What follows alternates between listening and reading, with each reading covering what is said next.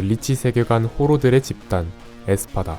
에스파다는 웨코문드에서 바라간 루이젠번이 호로들의 왕으로 군림하던 시절 당시 총 7명의 구성원으로 존재했던 집단이었으나 이후 아이젠을 따르는 최정예 집단이 됩니다.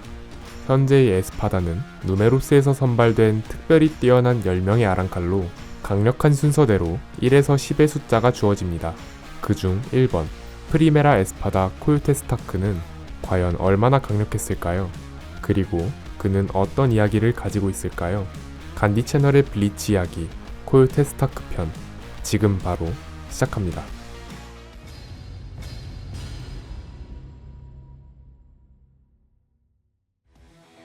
나이 불명, 키 187cm, 죽음의 형태, 고독, 계급 1번 프리메라 에스파다, 프라시온, 릴리넷 진저벅.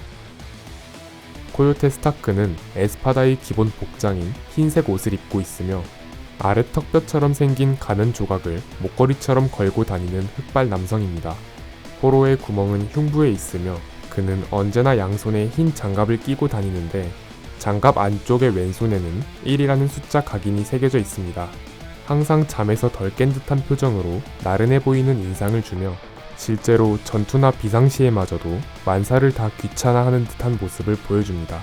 같은 에스파다 동료인 아로니로 아루루에리가 사망했을 때도 릴리넷에게 맞아 일어날 때까지 잠만 자고 있었습니다.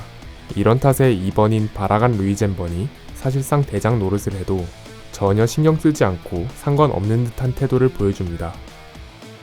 아주커스나 길리안같이 바스토르데 미만의 호로는 인간형이 아닌 동물 혹은 괴물 같은 형체를 지녔지만 아이젠에게 힘을 부여받고 아랑카라 하면서 인간형 외형을 지니게 됩니다.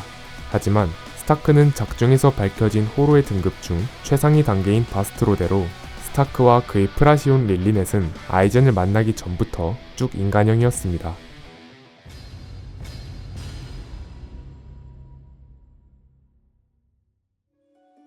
과거 바라간 루이젠번이 호로들의 왕으로 군림하던 시절의 스타크는 지금과는 사뭇 다른 존재였습니다.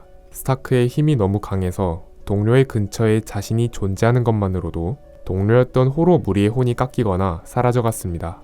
그래서 스타크는 자신을 외롭게 하는 이 강대한 힘을 증오했고 약하기 때문에 동료를 만들 수 있는 약자를 부러워했습니다. 결국 그는 고독을 참지 못해 혼을 2개로 나누었고 그렇게 탄생한 것이 코요테 스타크와 릴리넷 진저벅이었습니다.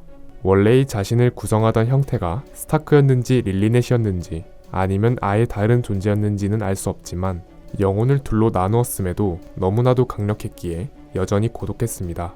하지만 어느 날 아이젠을 만나면서 동료를 얻을 수 있다는 말에 감복하여 아이젠을 섬기게 되었고 그렇게 스타크는 현재의 아랑칼 조직에 속하게 됩니다. 그런 과거를 갖고 있어 에스파다 동료를 소중히 생각하며 자신의 곁에 있을 수 있는 동료를 준 아이젠에게 늘 감사하고 있으며 충성심도 매우 높다고 합니다. 이후 그는 아이젠과 바라간 루이젠번, 티아 할리벨과 함께 본격적으로 현세를 침공하기 위해 움직입니다. 다들 열심히 치고받고 싸우는 와중 스타크도 전투에 임하게 되는데 하필이면 비슷한 성격의 슌스이.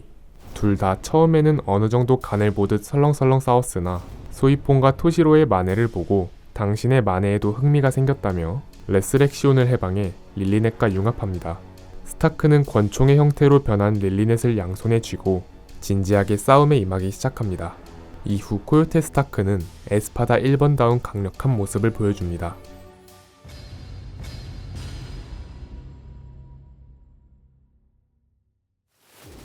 가끔씩 얼굴을 비출 때 분명 뭔가 있다라는 느낌은 있었지만 만사를 귀찮아하는 그 특유의 성격 탓에 늘 빈둥대거나 가만히 있어서 종잡을 수 없었지만 노이트라 질가가 사망하자 갑자기 나타나 아랑칼의 순보인 소니도를 거의 순간이동에 가까운 속도로 사용해 순식간에 오리히메를 다시 납치해갑니다. 심지어 스타크의 소니도의 속도는 켄파치와 이치고 둘 다 반응도 하지 못한 채 동요했을 정도라고 합니다.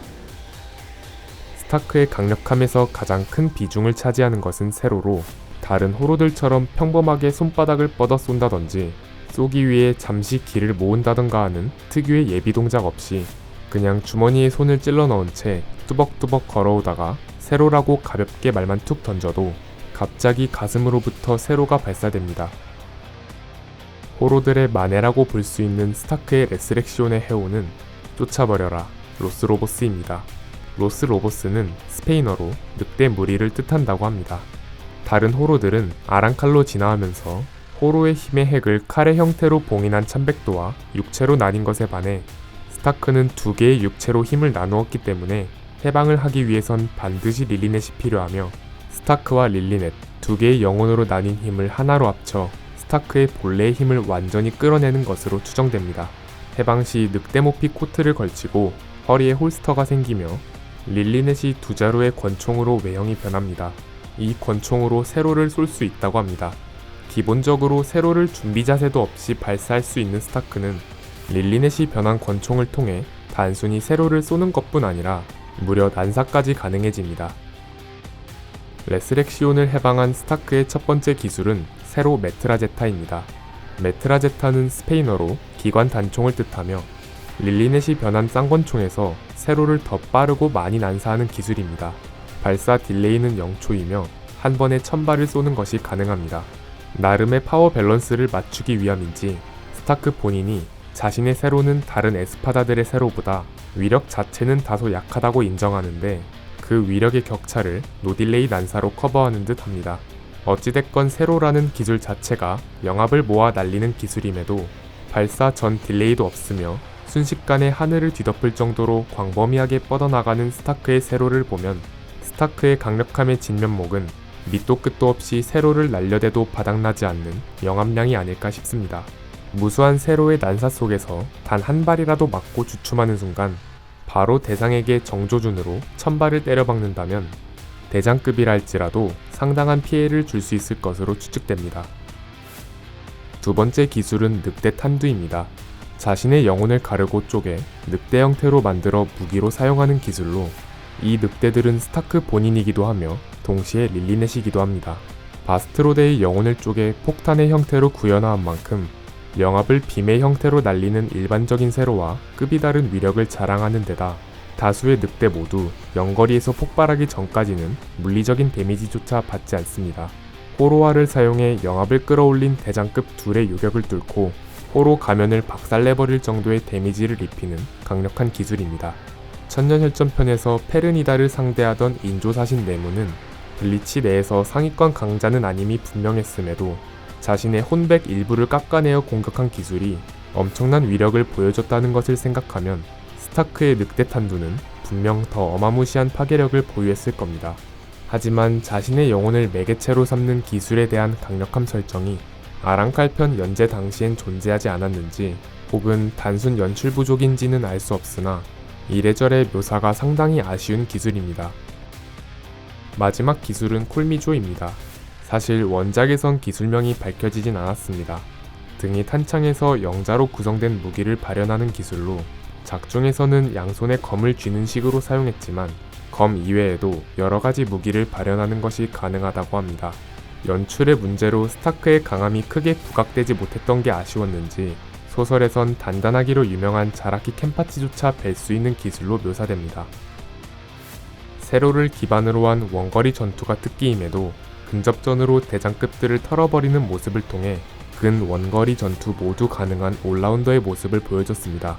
다른 에스파다 이론들과는 달리 결국 끝까지 만해를 끌어내지 못하면서 물로켓이라며 다소 저평가 당하기도 했지만 슌스이와 주시로 그리고 호로화한 라부와 로주로까지 시해 상태의 대장 4명을 동시에 상대하면서 상대가 저마다 다른 전투 스타일을 가졌음에도 각 상대에게 적합한 대응을 하며 전투를 이끌어 나갔다는 점에서 근 원거리 전투뿐 아니라 탁월한 전투 센스 등 여러 방면에서의 능력치가 골고루 뛰어난 인물입니다.